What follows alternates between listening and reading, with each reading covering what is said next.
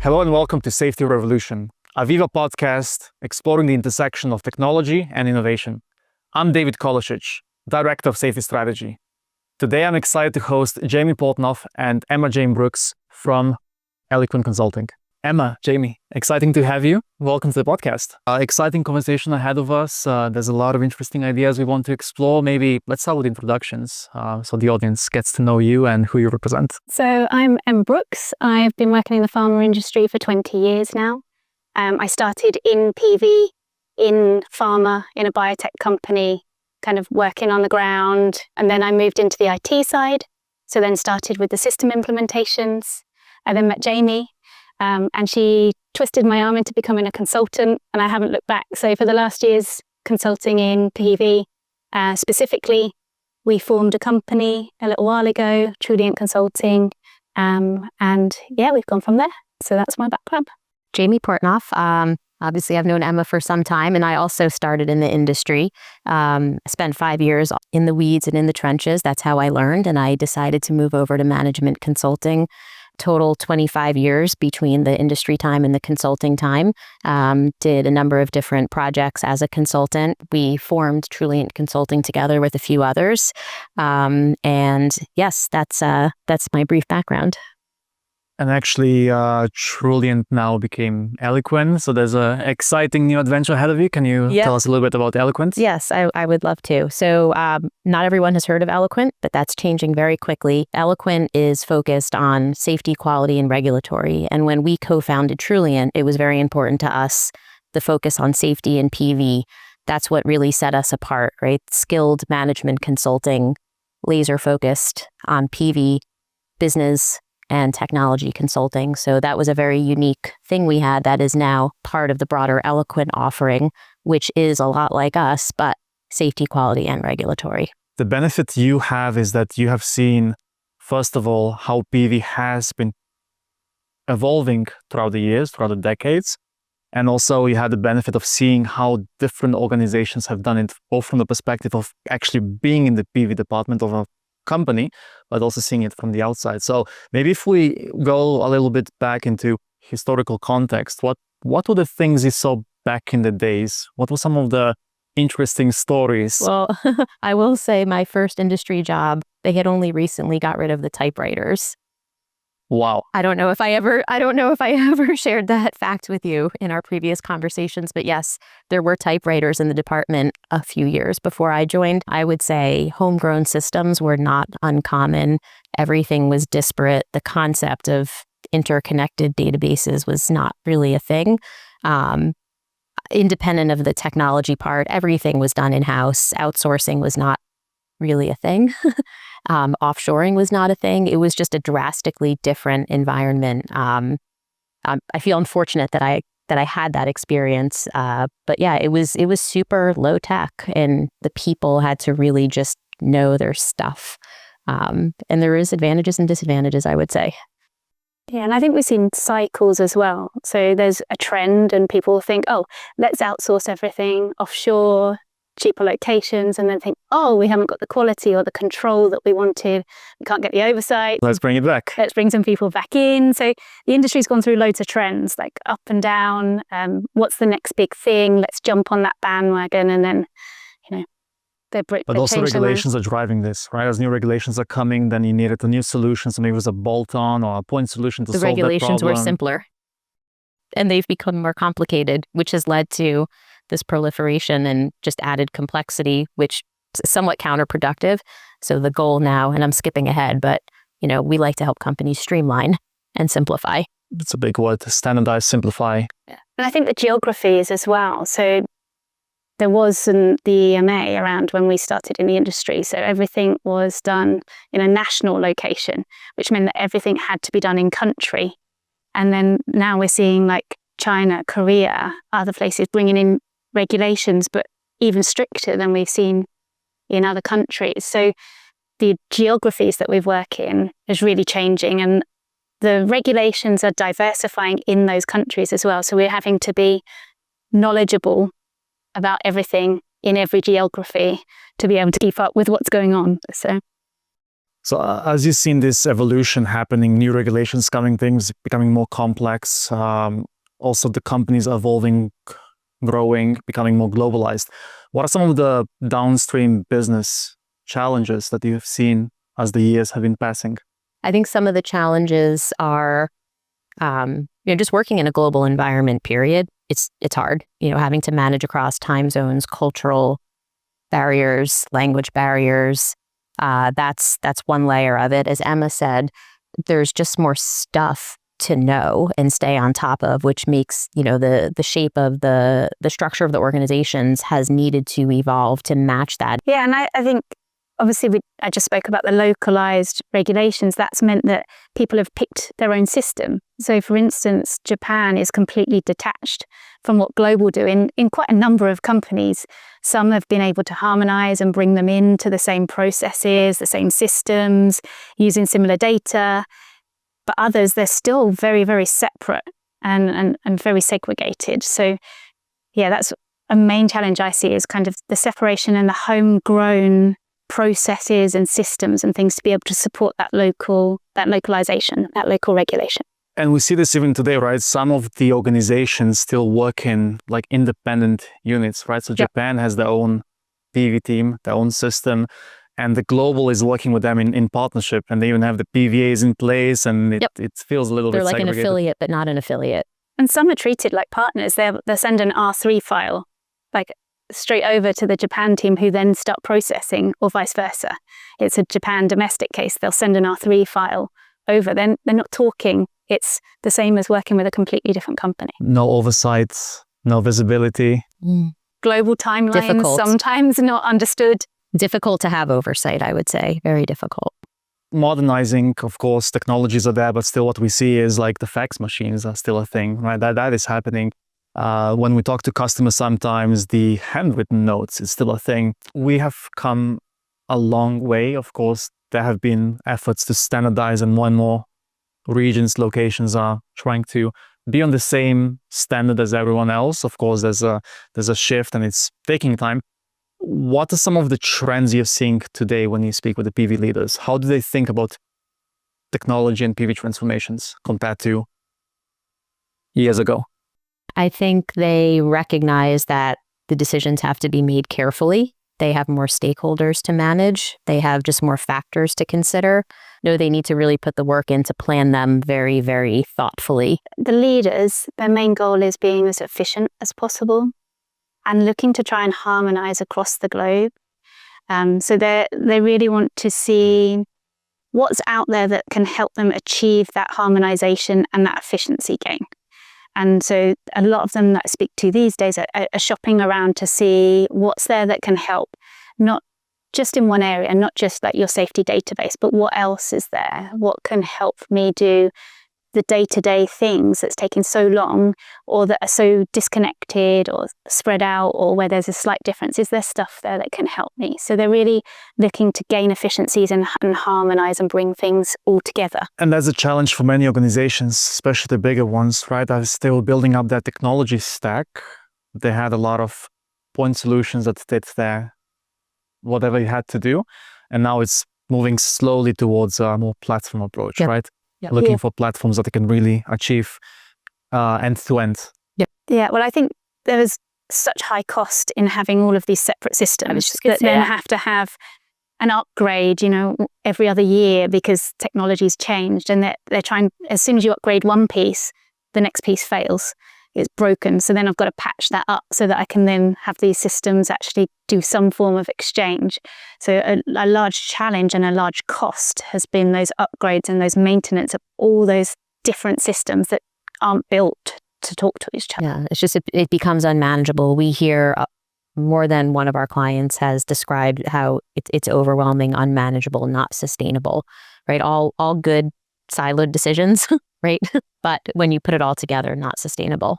You're involved in quite a few interesting projects right now. And as we talked about, some of these organizations are thinking about going from that point solutions to more platform approach, meaning that different stakeholders, not just different departments, but also different countries, affiliates, partners, CROs, would work in the same environment, same system.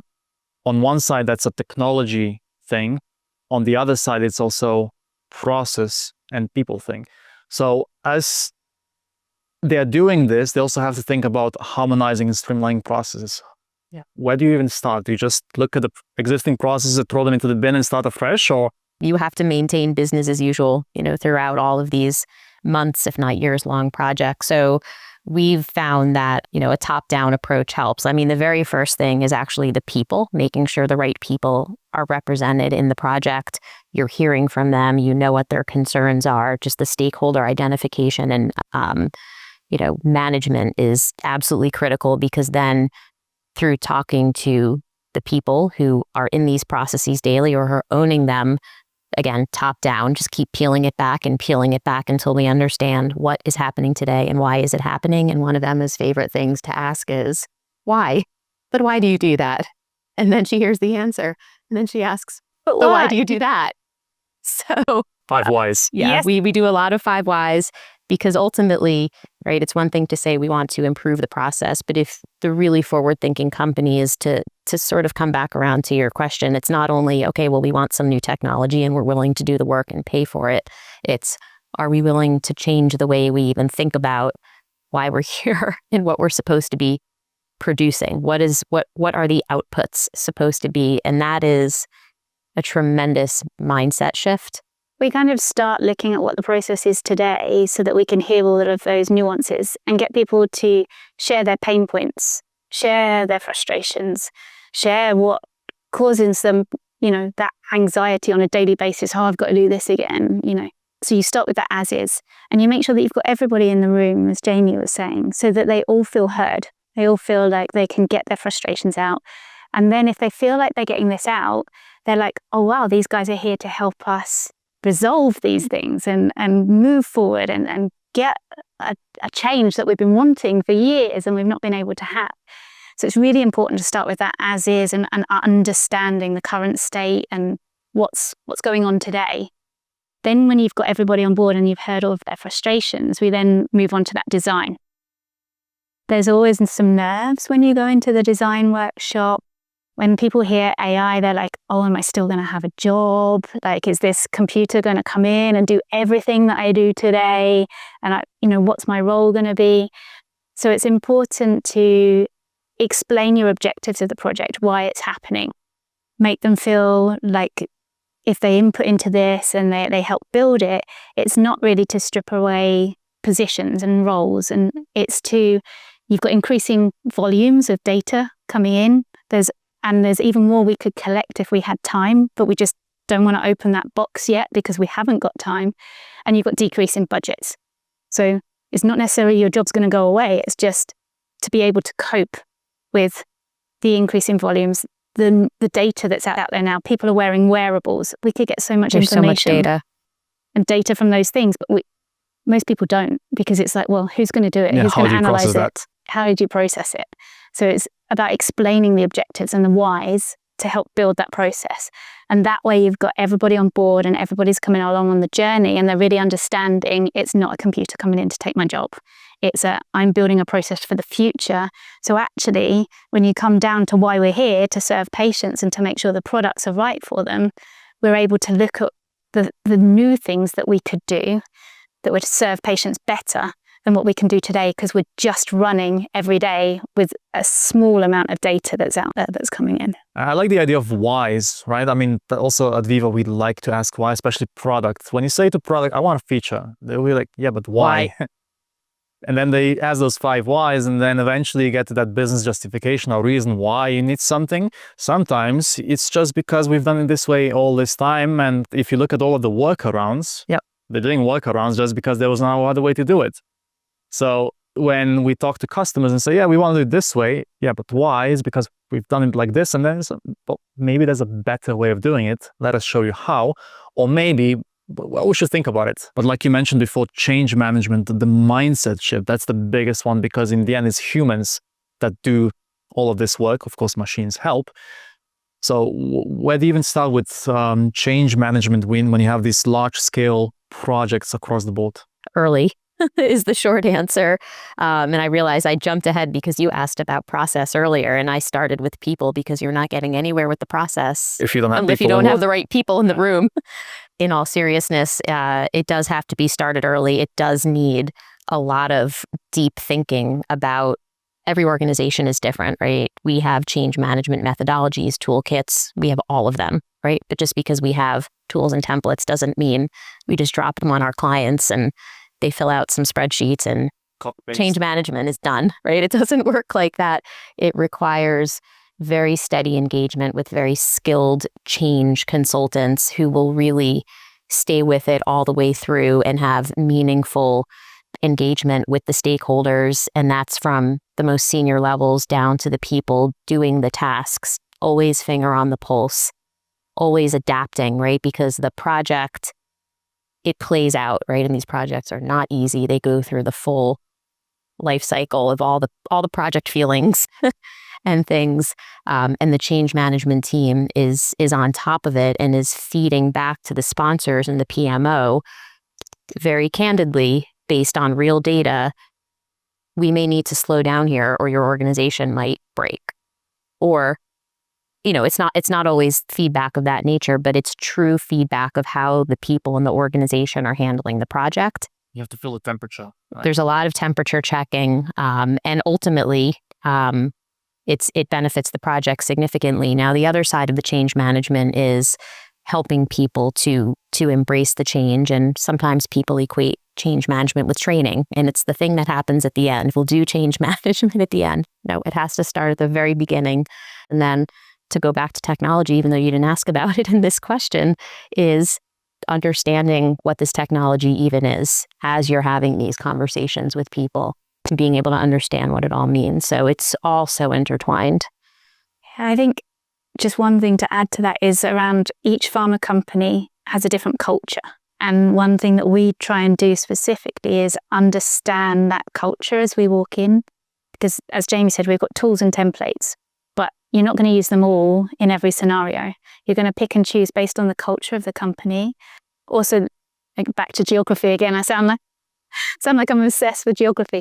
But when you're rolling something out in one country, you might need a more soft approach, whereas in another country, it's more direct. Another one, if I could add, is some of these companies have had failed implementations before, right? They view all of it very differently. Open wounds. They may have had bad experience with a consulting company. They may have had a bad experience with a software company. Why are we here? And all of that has to be understood and factored into the approach. Otherwise, it doesn't work out very well. I like these ideas, especially the cultural point, because we operate in a global world.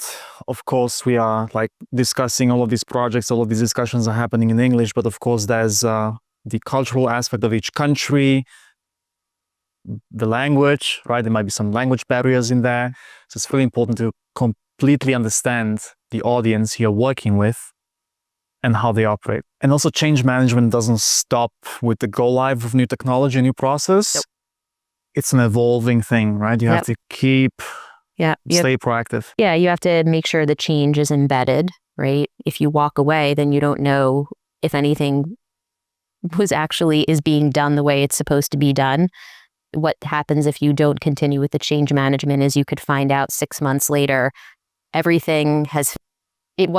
find out retrospectively the project allegedly was not a success. Well, because people decided to stop using the system. They didn't like it for whatever reason, right? If you continue the change management, you're there to make sure that the adoption is sustained and it stays on that successful trajectory. Absolutely. But also to meet the objective of efficiencies. So if you go out of the weeds and the people doing the daily process, you've got executives that need to meet certain objectives. So the change management is about going in and monitoring and the ROIs being realized, that people have adopted the system, that we are getting the gains that we said we'd get. And if not, why not? So is there something we can do to tweak it? Is there a future enhancement that we need to request? Is there a change to the process that we could just tweak that would get that efficiency? And actually, operational efficiency is one of the most common themes when we speak with the leaders. But there, I think it's also important to establish the baseline. You need to be able to compare apples with apples, because otherwise it's a little bit difficult to show that Correct. ROI. And one of the things we do when we walk into a project is ask them if they've got their baseline sorted. And if not, that's one of the first things we Quite help often them they say do. we don't really have it, right? Or like Exactly, it's yeah. something Or improvised. we've got our CRO working on those numbers for us. We're like, okay, but have you structured it? Have you told them what you want to collect? Have you told them why? Why? So, helping them to get that baseline data so they can measure whether the change has been effective is really important. And you need a standard way of measuring that, right? So you can then show the improvements. Yep, measure before and after. Of course, now we talked about the global PV team. We talked about different regions. Another important stakeholders would be other domains, other departments, right? So there's safety, of course, is in the middle, as we like to say. It's a matter of perspective, but we'll put it in the middle, in the center. And you have all of the other stakeholders who are, you're either giving data or you're handing over the process to them, or you're receiving it, right? The challenge so far, like historically, departments have worked in silos, not really understanding each other, or saying, oh, I have to do this thing for pharmacovigilance again, why? But actually, if you look on a corporate level, being connected is good for the organization, is good for everyone, even though they might have to do a little bit more for PV to do much less. So how do you think about getting other departments on the same boat, on the same journey as the PV is on? They are part of the stakeholder list. When we create who needs to be involved, who needs a say, who needs to be at the table, they're there. So it's not an afterthought or we're going to enforce this on them. They're part of that design and how that's going to work, and what information they need from safety, what information do we need from product quality. Those types of conversations, they're at the table. Yeah, and that goes back to the governance, right? Setting up the right governance model for the project. It's got to have the right people early on, or you end up with problem later. One of the things I find that you need to do in order for these connections and things to work is to make sure that the quality of the data that you're either migrating in or that you're going to start collecting across functions is standardized. So we've done a big project just on cleaning data to enable them to move to their next system so they don't drag along dirty data The with history, them. the That baggage. then doesn't work. You're not able to do signal detection if, medics in one therapy area have been calling it something and medics in another therapy area have been calling it something else. So in order to connect and work with product quality, with medical information, with clinical, it's having that standardization.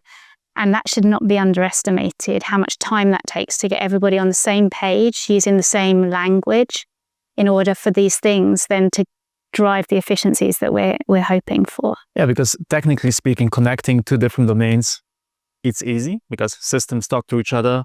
Technically easy. Exactly. That's a key word, technically easy, but then it's the people using the systems correctly, agreeing on data standards and how we're going to work, rules of the game. Right. That's a completely different beast. Yeah, and even going back again to process, right? We always start with guiding principles, right? There's no point in designing a detailed future state unless everyone agrees what does a good future state look like? What are the principles, so that when you finally get everyone together, and it may include representatives from quality and clinical, everyone is really working toward the same goal. Yeah.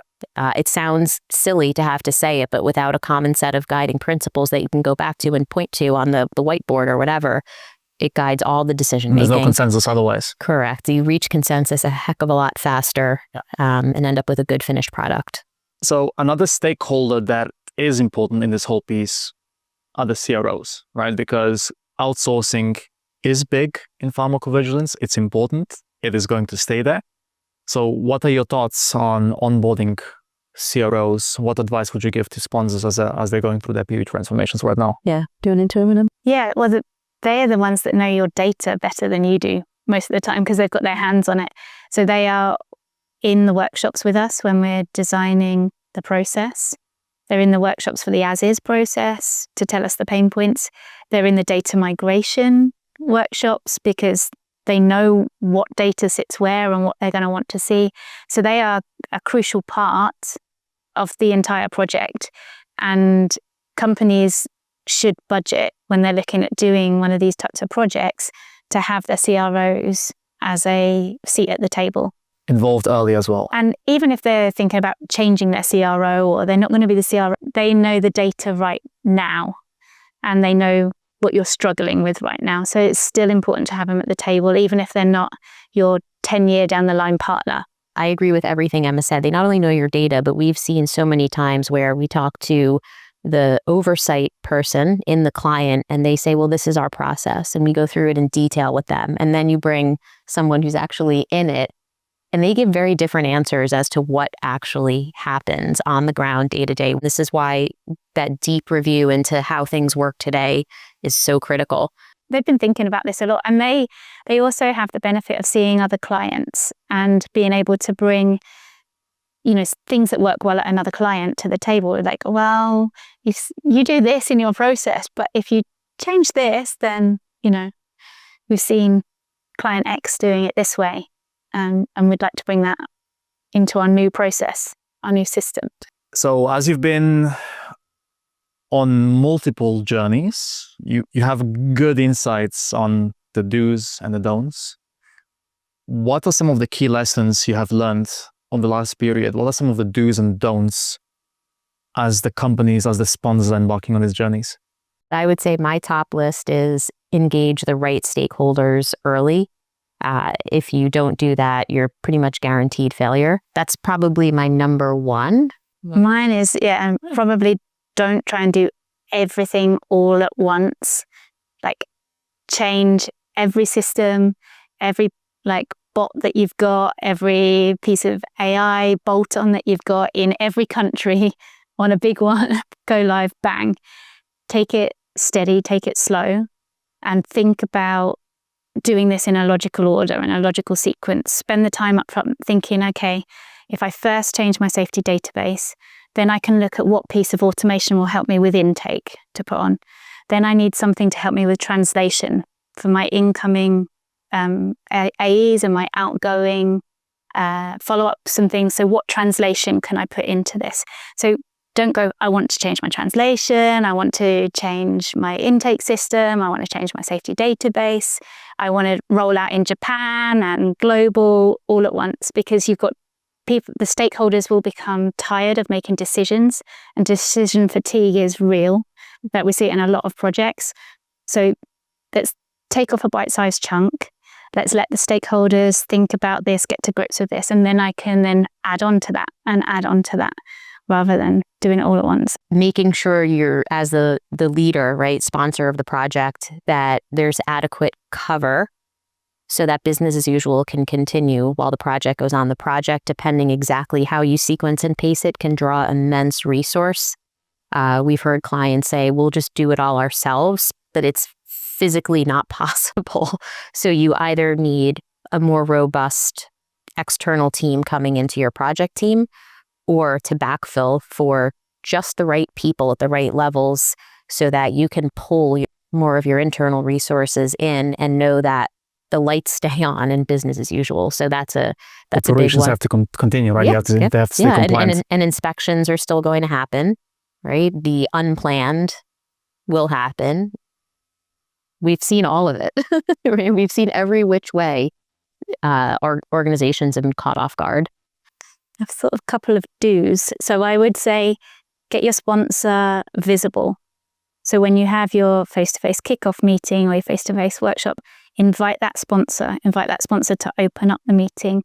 It shows that this project really has weight and meaning and is visible to a very high level. So then that helps with your engagement, it helps with your change management, it helps with the morale, it helps with just making sure that the project is successful and the clear objectives are known. And then for another do, I would say that you need to make sure that you have really strong connections with other companies that are doing a similar journey, so that you can really learn from what they're doing. You can brainstorm together. So it's like, oh, how could we perhaps tackle this issue or problem that we're seeing. So we like to make connections. Okay, this company is going live around the same time as you are. It would be great for you to have a chat, Talk to each other. talk to each other, We do those experience introductions those a lot. things. So really do try and find somebody that's on the same journey, or multiple companies that are on the same journey, and get your heads together. In PV, we're not in competition within different pharma companies. We've all got the same regulations. We're all just trying to make things happen and work. So getting those companies together to talk has been really beneficial. Because PV is not sales, it's actually protecting the patients. Exactly. Right. Exactly. So we have the same patients. We We've got want the to make same sure job. they're safe, and actually the medicine is helping. Yep. Great advice. If you had a crystal ball and you could see in the future, 2030, 5 years, what do you think is a big innovation in pharmacovigilance that is going to solve the problems? Or to ask differently, what is a current pain point that's going to be a solved problem by 2030? So I think there's lots of tasks that happen at the moment. Say, for instance, with Viva, you've got 3 releases a year, and therefore you're going to have to update your training materials, your user manual, things like that. So I'm hoping that 5 years in the future, we can use AI engines to say, okay, this is the release notes for this one. Here's our current user guide. Here's this. And it magically will go in and help to update all of those tools and activities. And I don't think we're far from that now. I mean, we're running some trials on how to update SOPs and pieces like that. So I don't think it's far off from the way we're shifting. We want the latest update. We want it now. We don't want to wait 2 years to do a massive upgrade. So we're loving the fact that we get 3 releases a year and we get to realize those things quickly. But it means that there's a lot of things that have to happen 3 times a year that we didn't used to have to do. So if we can use AI and pieces of technology to really help us streamline, do those things quicker, we still need the human to read that through, test it and things like that. But if they can get it started for us, these things will become much quicker, and then it won't be a burden to the team managing training materials and SOPs and change management. Well, when I think about 2030, what she was talking about earlier is the profile of the people in the organizations will have to change. So I think we're going to see, to enable things like this and others, different skills in the people who can do those tasks and do them well. I'm not sure I have the skills to do that task well. That's fine, right? I've been at this for 25 years. But people today are learning those skills, and I hope they continue to acquire them and know how to come into an organization and do tasks differently, like get the job done, but using a whole different skill set. I think that will be an enabling change. It'll be a challenge because it's a totally different way of thinking. So final question, maybe a little bit fun one. Of course, you don't have a PV system, but if you had a PV system, what animal would it be? I would say a gazelle. Gazelle. Because they're fast and agile. Nice. Emma? I would say an elephant, because an elephant never forgets. So it can hold all of that history and that data without any issues or problems, and we can just be there with all of the data that we need to make good decisions. Nice. So we have to combine the two and we have a great PV system. Emma, Jamie, great conversation. Thank you. Lovely. Thank you for inviting me. Thank you for the opportunity. It was fun.